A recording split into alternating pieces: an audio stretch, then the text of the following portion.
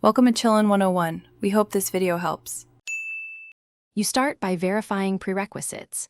Make sure the hotspot has active cellular service and enough battery, because a weak signal or low power causes dropouts.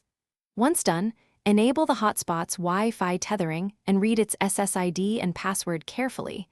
You'll need them to connect. Now move to your client device, turn Wi-Fi on, and keep airplane mode off so scanning works. You do this early to avoid redoing steps and to isolate problems quickly if the devices won't see each other.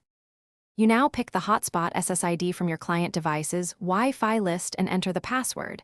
Using WPA2 or WPA3 keeps the link secure and reliable. If DHCP fails, assign a static IP in the same subnet and set DNS like 1.1.1 so name resolution works. This prevents timeout errors.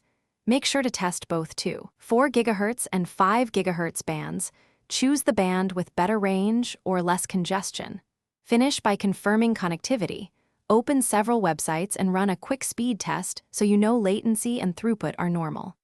If pages fail to load, reboot both the hotspot and the client. This clears temporary conflicts. Make sure the hotspot firmware and APN settings match your carrier's requirements. Once restarted, re-attempt connection and check signal strength. If problems persist, reset network settings on the client or capture diagnostic logs and contact the carrier.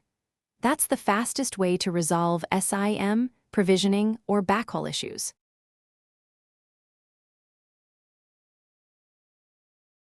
Thanks for watching. Consider subscribing if we helped you.